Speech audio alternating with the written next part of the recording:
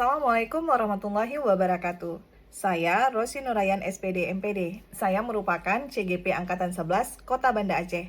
Berikut ini adalah aksi nyata saya di modul 1.4 yang saya laksanakan di SMP Negeri 13 Banda Aceh.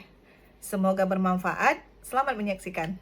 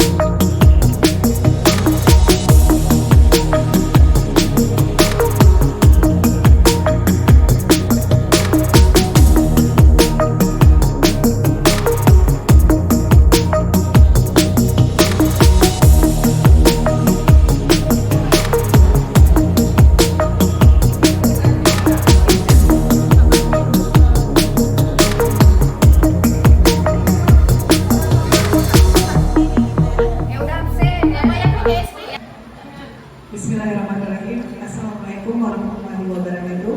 Waalaikumsalam warahmatullahi wabarakatuh. Alhamdulillah pada hari ini kita masih diberikan kesehatan oleh Allah Subhanahu wa Ta'ala sehingga kita bisa berkumpul di ruangan pada hari ini untuk mengikuti kegiatan penugasan tentang budaya positif. Selawat beserta salam tak lupa kita hantarkan kepada Nabi besar Muhammad SAW yang telah membawa kita umatnya dari alam kegelapan ke alam yang terang benderang dengan pengetahuan seperti sekarang ini. Bapak Ibu, terima kasih. Bapak Ibu sudah menyempatkan diri untuk hadir di ruangan ini untuk kegiatan kami, yaitu kegiatan calon guru bergerak angkatan 11.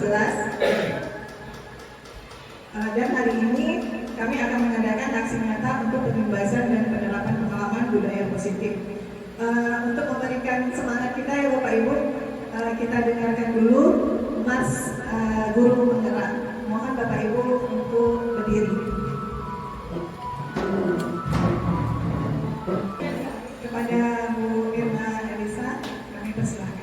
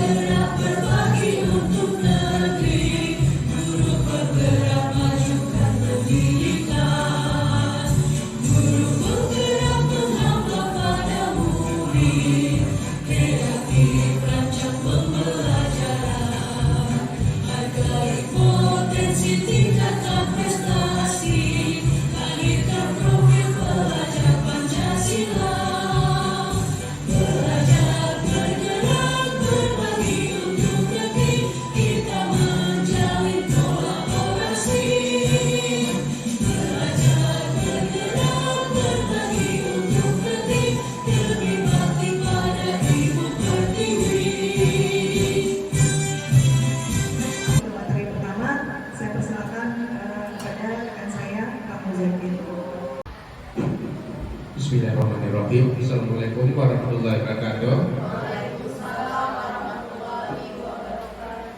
Baik, terima kasih kepada Bu Rosi yang telah memberi kesempatan kepada saya untuk mempresentasikan daripada pengibasan, pemahaman dan penerapan daripada budaya positif.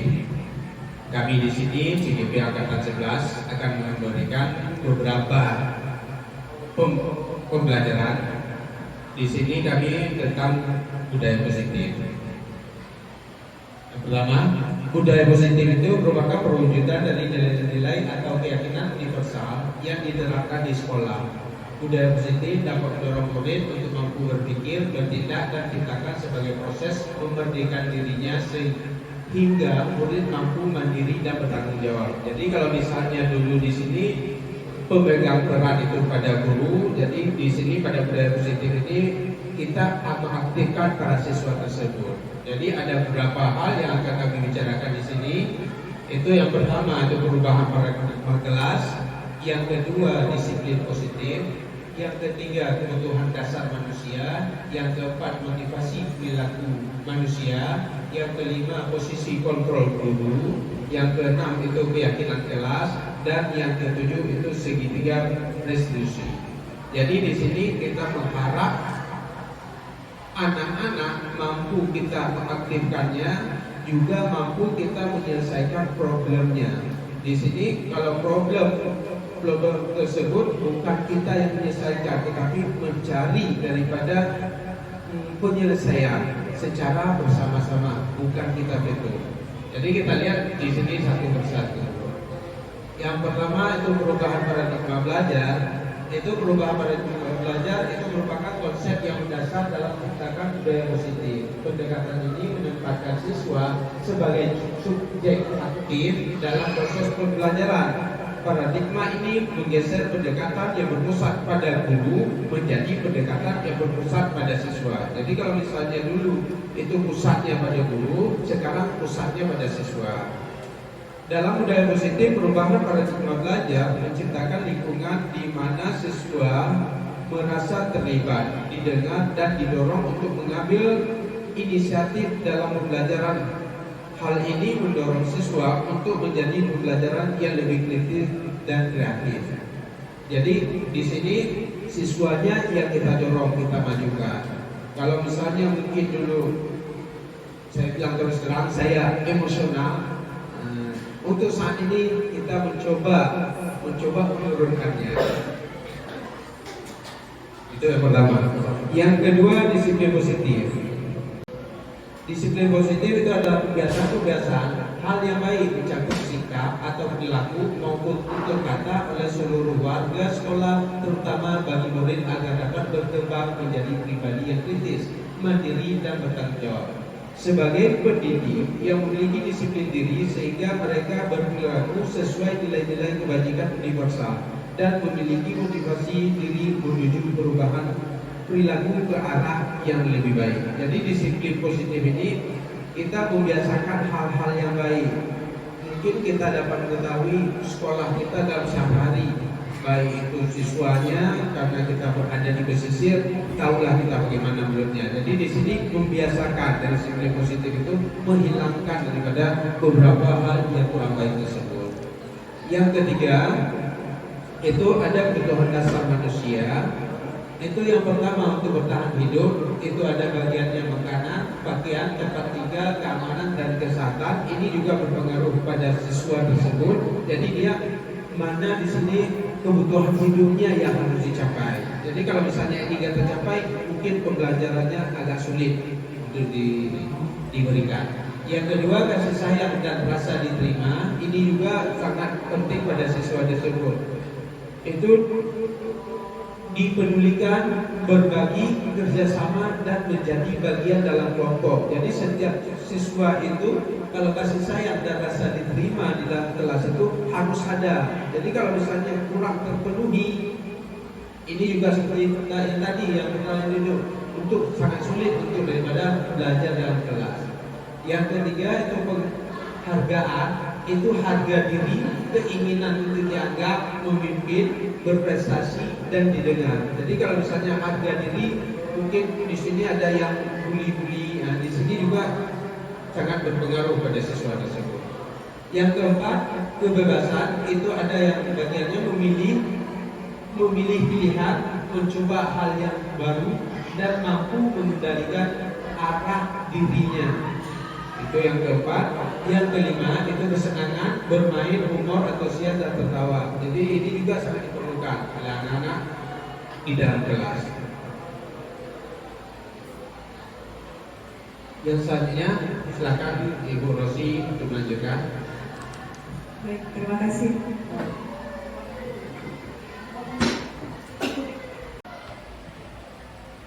Nah, selanjutnya posisi kontrol guru ini yang paling penting. Nah, coba kita melihat di diri kita sendiri. Ini ada 5 posisi kontrol guru.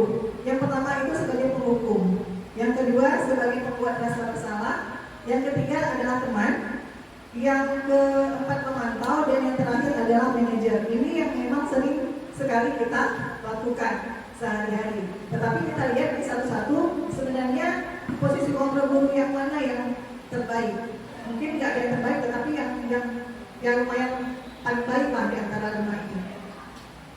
Yang pertama itu penghukum. Nah, seorang guru penghukum bisa menggunakan hukuman fisik maupun verbal. Guru yang menerapkan posisi penghukum akan berkata, ini contoh kalimatnya, patuhi aturan saya, ataupun awas ya kalau tidak buat tugas, ataupun awas kalau terlambat. Nah, seperti itu. Mungkin saya juga dulunya guru yang seperti itu. Kamu selalu saja salah. Atau contohnya pasti selalu yang terakhir selesai. Karena kan kita sama anak-anak seperti itu ya. Nah, kenapa nih yang terakhir aja selesai gitu. Nah, guru seperti ini senantiasa percaya hanya ada satu cara agar pembelajaran bisa berhasil, yaitu cara dia.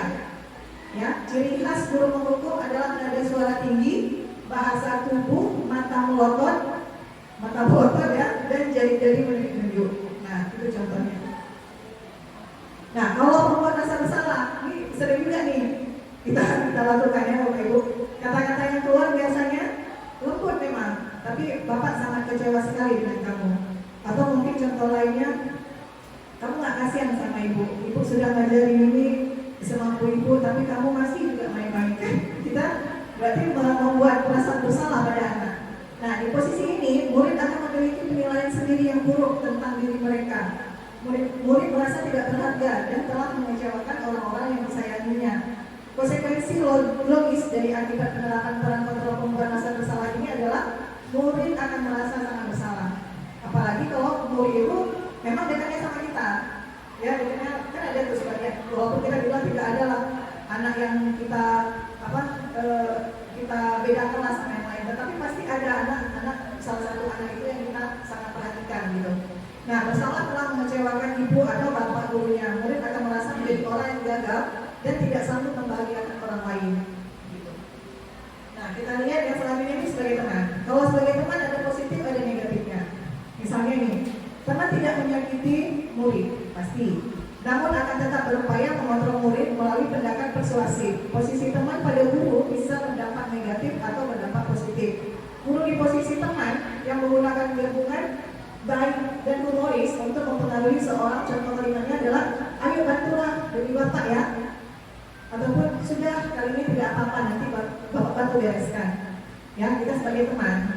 Nah, berdampak negatif dari posisi kontrol teman adalah bila suatu saat guru tersebut tidak membantu, maka murid itu akan kecewa karena dia merasa kita ini temannya gitu kan.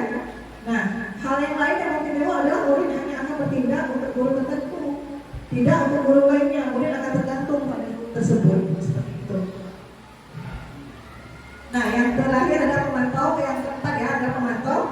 Memantau berarti mengawasi. Pada saat kita mengawasi, kita bertanggung jawab atas perilaku orang-orang yang kita awasi. Seseorang menjalankan posisi pemantau, pertanyaan yang sering muncul adalah, peraturannya apa? Apa yang telah kamu lakukan? Nah? Sanksi atau konsekuensinya apa? Ini pemantau.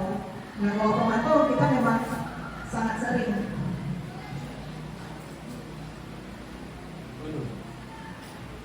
Nah, seorang pemantau sangat mengandalkan perhitungan, catatan, data yang dapat digunakan sebagai bukti atas perilaku seseorang. Konsekuensi logis dari penerapan posisi kontrol pemantau adalah murid memahami konsekuensi yang harus dijalankan karena telah melanggar salah satu peraturan sekolah. Guru tidak menunjukkan suatu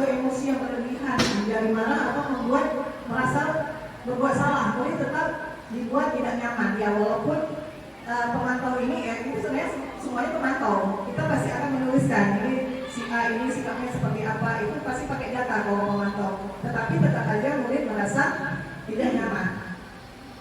Dan yang terakhir adalah manajer. Nah, manajer ini yang mungkin yang paling best di antara kelima peran kontrol guru ini. Manajer yaitu posisi di mana guru berbuat sesuatu bersama murid, mempersilahkan murid untuk mempertanggungjawabkan perilakunya, mendukung murid agar dapat menemukan solusi atas permasalahannya sendiri. Di sini penekanan bukan pada kemampuan membuat konsekuensi, namun dapat berkolaborasi dengan murid bagaimana memperbaiki kesalahan yang ada. Nah, contoh kalimatnya apa yang kita yakini yang sudah kita buat di dalam kelas misalnya. Nah, apakah kamu meyakininya? Jika kamu meyakininya, apakah kamu bersedia memperbaikinya? Apalagi kalau misalnya wali kelas kan sudah buat tuh keyakinan kelas. Nah, kita tanya, yang kamu buat itu melanggar keyakinan kelas kita enggak? Nah, sebenarnya seperti itu. Nah, tugas seseorang manajer bukan untuk mengatur perilaku seseorang, tapi membimbing murid untuk mengatur dirinya dan melihat kesalahan dan bisa memperbaikinya. Oke, dan selanjutnya itu keyakinan kelas, saya kembalikan lagi kepada Pak Mulyadi. Mungkin teman-teman sampai di sini mungkin ada pertanyaan. Atau mau kasih pengalaman ya, sharing tentang posisi kelima ini ataupun sampai segitiga restitusi. Terima kasih kepada Bu Rosi. Keyakinan kelas ini merupakan kesepakatan kelas yang diyakini bersama guru dan murid dengan harapan dapat meningkatkan kedisiplinan murid. Jadi keyakinan kelas ini merupakan antara guru dan siswanya. Apa yang harus kita patuhi? Jadi kalau misalnya ada pelanggaran itu, jadi guru bisa menegur ataupun memberi nasihati. Jadi di sini keyakinan kelas. Contoh daripada keyakinan kelas itu setiap anggota kelas perlu belajar, senang, melakukan tugas, saling makan, merasa aman. Itu beberapa contohnya. Jadi selalu bersikap positif, senantiasa menjadi diri terbaik, percaya dan menghormati, dan ada beberapa lagi. Jadi di sini keyakinan kelas ini kita sepakat antara guru dengan siswanya. Jadi kalau misalnya ada yang melanggar, nanti kita tanya apa yang keyakinan kelasnya, apa ini yang salah, ini yang salah. Jadi kita sepakat itu. Nah, sampai sini ada pertanyaan, Bapak Ibu? Kalau misalnya mau ditanyakan silakan. Sebelum kita masuk ke segitiga diskusi. Baik, kalau pas. Yang selanjutnya kita lihat segitiga restitusi. Jadi ini mungkin materi yang kita bilang aja yang paten ini, segitiga restitusi ini. Segitiga restitusi ini adalah suatu proses dialog yang dijalankan guru agar dapat menghasilkan murid yang mandiri dan bertanggung jawab, sehingga segitiga restitusi ini membantu murid memiliki tujuan, disiplin positif, dan memperbaiki diri dari berbuat salah. Restitusi bukan untuk menghukum kesalahan, namun untuk belajar dari kesalahan. Di sini bukan hukum kita, tapi mereka belajar dari kesalahan. Itu segitiga restitusi. Kita lihat, ya, segitiga restitusinya bagaimana. Yang pertama, menstabilkan identitas. Contoh, kalimat yang berbuat salah itu tidak apa-apa. Jadi bukan kita jangan berbuat salah, tidak. Kenapa? Karena kita semua bersalah. Jadi kalau misalnya ada anak yang berbuat salah, itu tidak apa-apa. Bukan tidak apa-apa mereka bisa berbuat salah selanjutnya, tapi ada sambungannya lagi. Tapi itu yang pertama, untuk mengatakan bahwa menstabilkan identitas tersebut. Tidak ada yang manusia yang berbuat sempurna. Ini kata-katanya. Jadi kita ini sudah salah. Nah, jadi tidak ada orang yang berbuat sempurna. Jadi salah itu memang lumrah. Nah, selanjutnya saya juga pernah melakukan kesalahan seperti itu. Selanjutnya kita bisa menyelesaikan ini. Jadi ada anak yang berbuat salah, bukan menghukum mereka, tetapi mereka memberi kita nasihati dengan kesalahan tersebut, dengan kata-kata seperti ini. Jadi kalau misalnya, oh bapak waktu SMP ada juga salah. Misalnya ada anak cabut, oh bapak pada saat SMP ada juga cabut. Jadi kita bukan sempurna. Jadi ada kesalahan-kesalahan dulu. Itu yang pertama. Yang kedua, validasi tindakan yang salah. Contoh kalimatnya, padahal kamu bisa melakukannya lebih buruk dari ini ya. Jadi kalau misalnya mereka ada membuli, bukan kita salahkan mereka membuli. Padahal kenapa alasannya kenapa membuli? Padahal kan kita bilang pada siswa, padahal kan bisa kamu lebih buruk daripada membuli ini. Kenapa? Ada alasannya. Makanya kita berikan daripada validasi tindakan yang salah. Yang selanjutnya, kamu pasti punya alasan-alasan mengapa melakukan hal itu. Jadi kenapa mereka ada salah? Pasti ada alasannya. Kalau tidak ada alasan, nggak mungkin siswa. Begitu juga dengan kita. Mungkin pasti itu ada alasan-alasannya. Yang selanjutnya, kamu patut bangga pada dirimu sendiri karena kamu telah melindungi sesuatu yang penting buatmu. Jadi kalau misalnya ada salah-salah itu biasanya di sini hal yang negatifnya. Jadi hal negatif misalnya membuli. Jadi ada antara satu dengan lainnya. Yang ketiga, menanyakan keyakinan. Contoh kalimatnya, apa yang kita percaya sebagai keyakinan kelas. Nah, contoh itu yang tadi, yang apa keyakinan kelas tadi. Jadi membuat mereka bahagia, jangan membuli. Ini kita bawa lagi ke sana. Jadi selanjutnya apa yang telah kita sepakati. Nah, jadi dalam keyakinan kelas itu. Selanjutnya apa bayangan kita tentang kelas yang ideal? Menurut dia bagaimana kelas yang ideal? Pasti seseorang tersebut tidak mau dia dibully dan membuli. Dan selanjutnya kamu mau jadi orang seperti apa? Jadi kalau misalnya mereka seperti itu terus, kamu mau jadi seperti apa? Nah, jadi salah-salah itu kita berubahnya dengan keyakinan tersebut.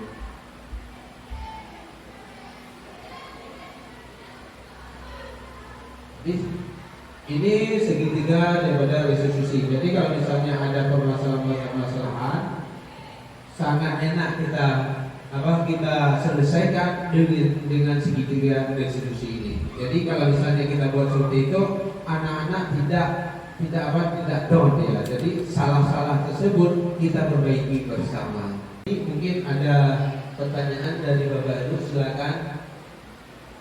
Nah, silakan Ibu Birna.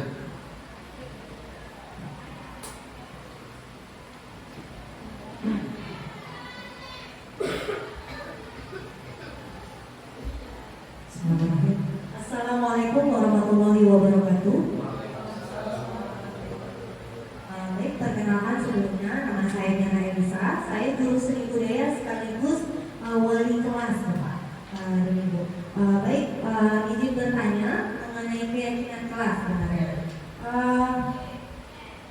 Saya kan wali kelas ini ceritanya kan Pak. Jadi menurut Bapak atau Ibu, bagaimana langkah-langkah dalam membuat keyakinan kelas yang efektif gitu? Itu saja. Baik, terima kasih.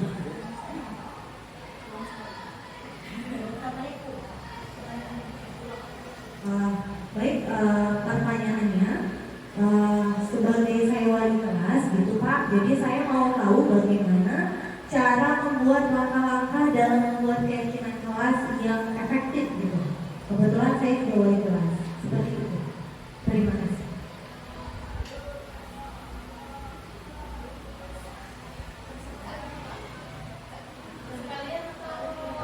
Atau sekalian boleh. Sekalian Bu Rosi. Sekalian aja ya Pak.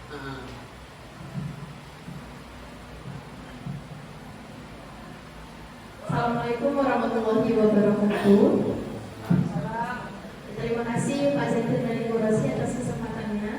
Saya ingin bertanya mengenai segitiga restitusi tadi.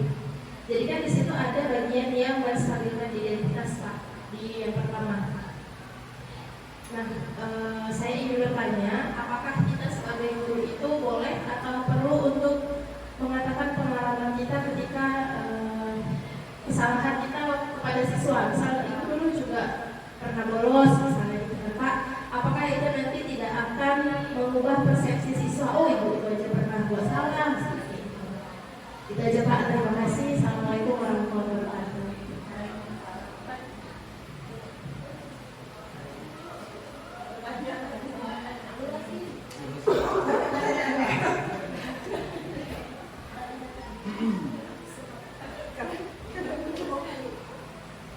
Baik, terima kasih atas kesempatannya. Perkenalkan, nama saya Rabiul Udin.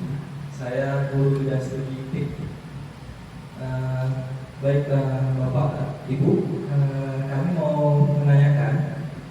Jadi kan ketika ada siswa nih yang bermasalah, kita katakan, atau tidak menaati peraturan, ya, kan sudah ada siklus untuk penanganannya tadi segitiga restitusi. Ini kan seperti siklus nih. Pertama kita stabilkan dulu, ya kan. Kemudian baru kita bilang, iya nak, sebenarnya kamu sebenarnya kamu bisa lebih jelek dari ini, tapi kamu nggak sejelek itu. Kita validasi dia dulu kan. Kemudian baru kita ajak lagi tentang keyakinan kelas tadi kan. Nah, ini pasti kita terapkan. Semua guru pasti terapkan. Cuma terkadang di lapangan ibu atau bapak, hal ini terus berulang dan kesalahan yang sama. Nah, kira-kira Pak atau Ibu, ini siklus ini berapa kali kita bisa ulang maksimalnya kalau terjadi kesalahan yang sama? Dan kalau terjadi kesalahan yang sama itu aja terus menerus, itu kira-kira apa yang harus kita lakukan lagi? Terima kasih. Ada lagi? Kalau ini ada, pasti ada. Assalamualaikum warahmatullahi wabarakatuh.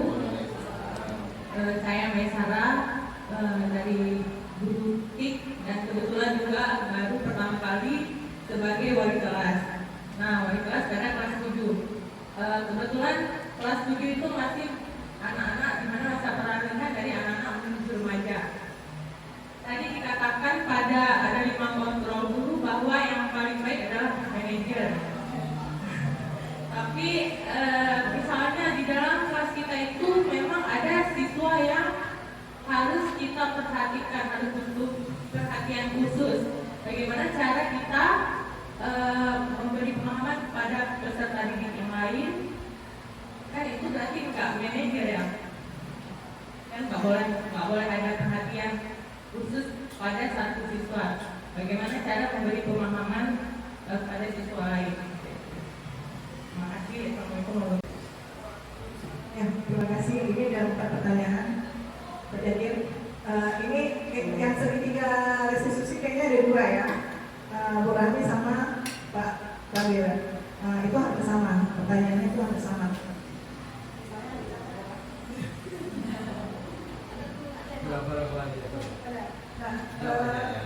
Ya, pertanyaan yang Pak yang Bu Rani dulu lah ya.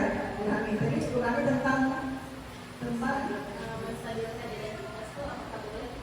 oh iya, jadi ini kalau masalah dan identitas, memang kalau misalnya kita lihat dari materinya, tidak ada salahnya kalau misalnya kita bilang memang ada kalimat yang dicontohkan oleh Basil dan PP, ada kalimat yang seperti ini, semua orang pernah berbuat salah dan ibu juga pernah berbuat salah.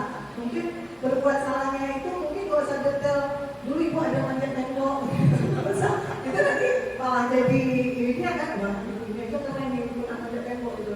Tapi setidaknya, ya, jadi setidaknya mungkin kalimat yang kita ciptakan itu, kalimat yang kita bentuk itu mungkin ya ibu juga pernah salah. Manusia itu semua pernah salah, begitu pun anak ibu pasti kita punya salah, namanya manusia, ya, gitu. Enggak masalah sih kalau misalnya kita mengatakan bahwa kita pernah buat salah, tetapi kalau misalnya untuk detail apa yang kita lakukan kayaknya nggak usah lah berarti. Ya kan? Nah kalau misalnya yang Pak Rabia untuk segitiga restitusi ini, kita akan belajar sepanjang ayat Pak, dan nggak boleh sebenarnya ada kata lelah. Kita kenal dengan kata lelah. Kalau misalnya kita mengajari anak orang itu memang luar biasa capeknya, karena kita sudah membentuknya seperti apa di sekolah, tiba-tiba balik ke rumah belum tentu loh Bu, anak-anak ini yang di sekolah kita ini diperhatikan sama orang tuanya di rumah. Jadi saya rasa kalau misalnya pun berulang, inilah nanti tugas kita. Gitu lagi. Kalau misalnya memang sudah masalah dengan identitas, ini kan Cuma mungkin kita nggak langsung menstabilkan identitas, kita langsung aja ngejudge. Mungkin langsung aja validasi tindakan yang salah, mau buat apa.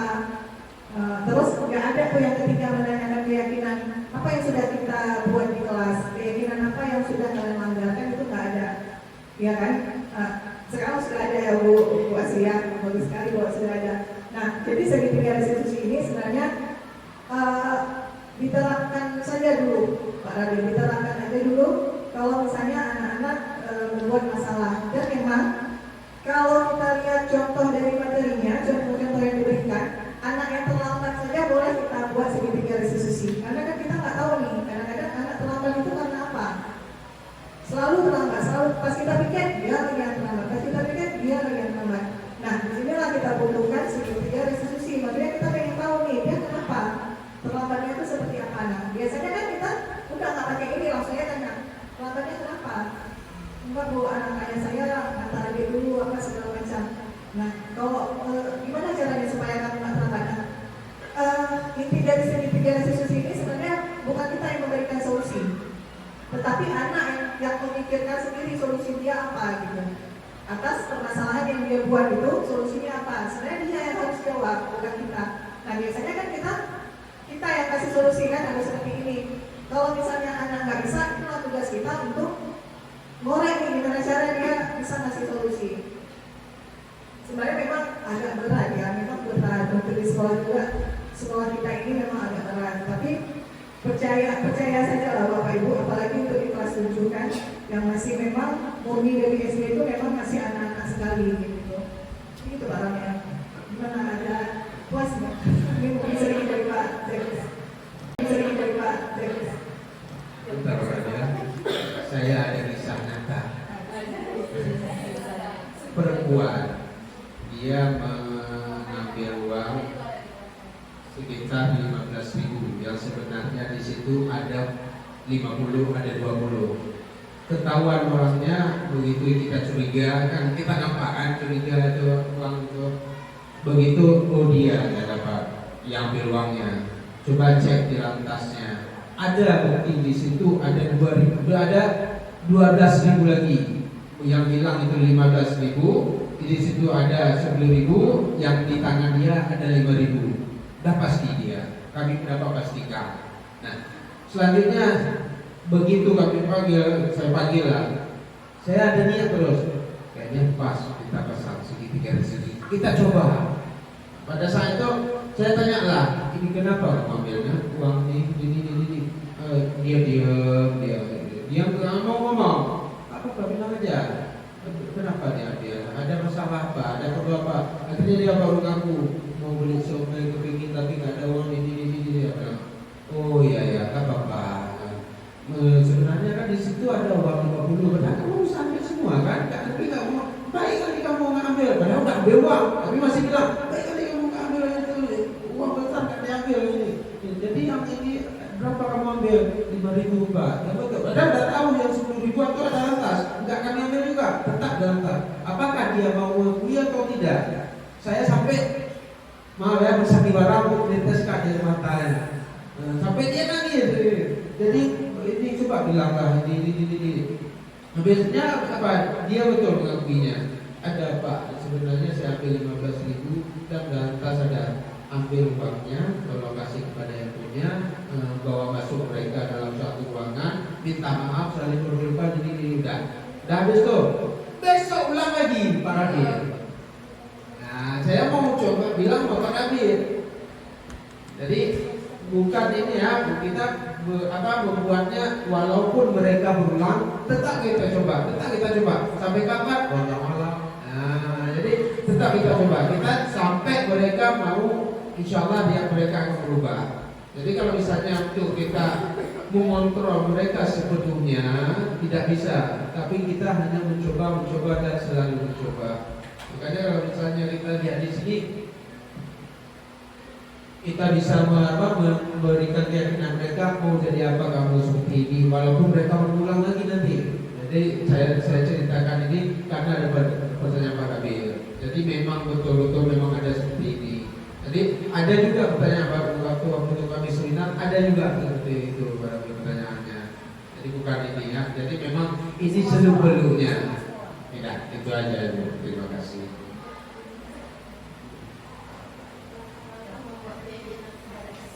Oh ya.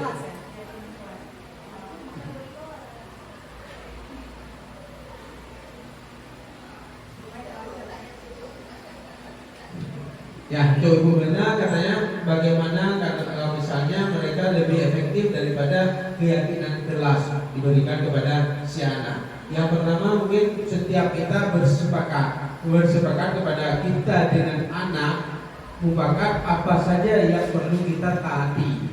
Jadi di sini kalau misalnya si anak sudah mengetahui, insya Allah mereka walaupun mungkin melakukan, tetapi pikir-pikir dulu. Jadi pada efektif itu kalau misalnya kita ajak secara bersama, mufakat dulu. Kalau misalnya kita perlu tulislah apa saja yang perlu. Jadi kalau misalnya di sini sudah mengetahui semua, insya Allah mereka sama seperti kita. Kalau misalnya jangan pet berlagu. Kalau misalnya kita bilang bersama, insya Allah nggak di-pet lagi. Jadi kalau misalnya seperti orang juga, walaupun di dalamnya nanti pasti ada yang melanggar. Seperti cerita tadi, padahal dia sudah nangis, sudah ini, besoknya lagi, hilang lagi. Memang seperti itu. Jadi kalau misalnya setiap anak, kalau misalnya saya malah bilang kepada anak, pada mama anak ini, dari ayahnya, misalnya pergi kemari, insya Allah mereka akan berubah. Apa berubah? Insya Allah kalau SMP, nggak SMP, selanjutnya kita kan berharap di situ aja. Kalau misalnya kita berharap di sini nggak bisa. Jadi kalau misalnya kita yang efektif itulah kita mufakat kita dengan anak. Apa yang kita tulis ini kita mufakat secara jelas. Setelah mufakat kita tidak melanggarnya, si anak juga kita anggap jangan melanggarnya. Itu aja Ibu. Terima kasih. Baik, untuk pertanyaan terakhir mungkin untuk di kelas 7 ya, memang di kelas 7 ini kan agak ribet karena memang mereka dari SD dan untuk meyakinkan kawan yang lain bahwa dia mungkin agak terperhatikan. Nah, saya rasa ini tidak masalah ya, apalagi kalau misalnya Bu Mai itu memanggil dia memang di luar jam waktu belajar, bukan di jam belajar, karena memang kita memang tahu di sekolah itu memang banyak anak-anak yang memerlukan perhatian lebih, maksudnya gitu kan. Dan mengapa untuk hari ini juga mengapa saya sama Pak Mujahid mengajak teman-teman yang mungkin bisa saya katakan masih fresh lah untuk menerima pengetahuan karena kita melihat kita pakai motivasi perilaku. Nah, anak-anak juga seperti itu, ya kan? Dia berbuat seperti itu apa? Apakah untuk menghindari hukuman dari kita? Apakah untuk mendapatkan pujian? Kan ada seperti itu, berbuat baik karena dia dipujilah sama gurunya. Nah, ataupun memang dia memang sudah bertanggung jawab dengan perbuatan dia. Misalnya apa tugas yang di kelas, misalnya seperti guru juga gitu. Nah, saya rasa kalau misalnya siswa yang memang kita butuh perhatian lebih, apalagi misalnya kita mau buat nih tentang segitiga restitusi ini, itu memang harus di luar jam belajar, harus kita panggil dia. Dan saya rasa teman-temannya yang lain, kelompok yang lain itu pasti paham. Asal enggak kita bilang misalnya, Bu, kenapa panggil? Datang kali dia. Itu yang nggak perlu. Kita sebagai guru ini sebenarnya kalau kita mau masuk kelas kan kita artis ya. Siswa kita nggak perlu tahu kita sedang sedih, nggak perlu tahu kita sedang marah, nggak perlu tahu kita lagi galau, nggak perlu tahu ya kita lagi banyak utang di luar, nggak perlu tahu gitu kan. Yang perlu mereka adalah seorang guru yang bahagia.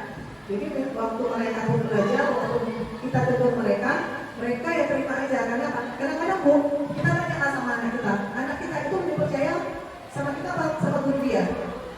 Lebih percaya sama guru dia kan daripada sama kita. Kalau kita belajar di rumah kayak mana coba? Sampai keluar tanduk kita sama anak-anak. Tapi kalau dia sama gurunya, itu 100% pasti dia dengar. Sama seperti halnya seperti di sini. Jadi yang mengacaukan ini semua sebenarnya bukan kita sudah maksimal nih di sekolah. Memang kadang-kadang orang tuanya yang tidak peduli di rumah.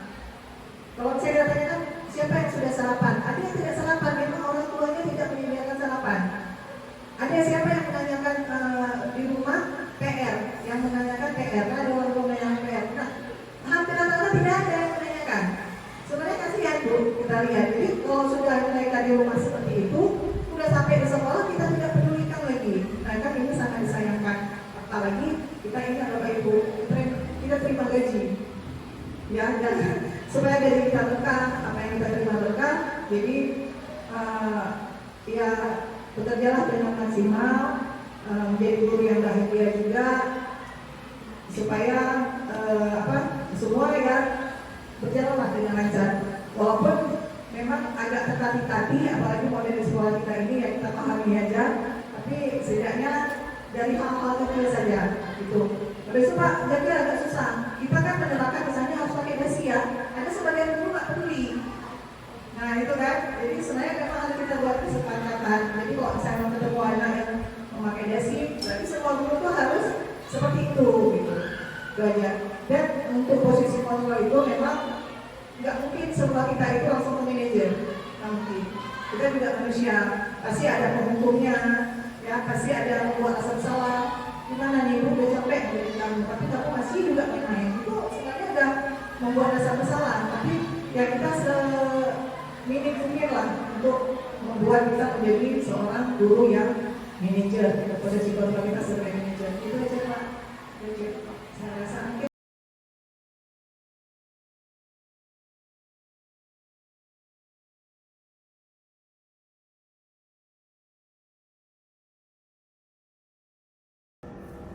Assalamualaikum warahmatullahi wabarakatuh. Saya selaku Kepala Sekolah SMP Negeri 13 Banda Aceh sangat senang dengan adanya guru kami sebagai guru penggerak atas nama Bu Rosi Nurayan SPD MPD, dan ada satu lagi Pak Muzakir yang saat ini sedang menjalankan pengimbasan daripada budaya positif terutama di lingkungan sekolah SMP Negeri 13 Banda Aceh.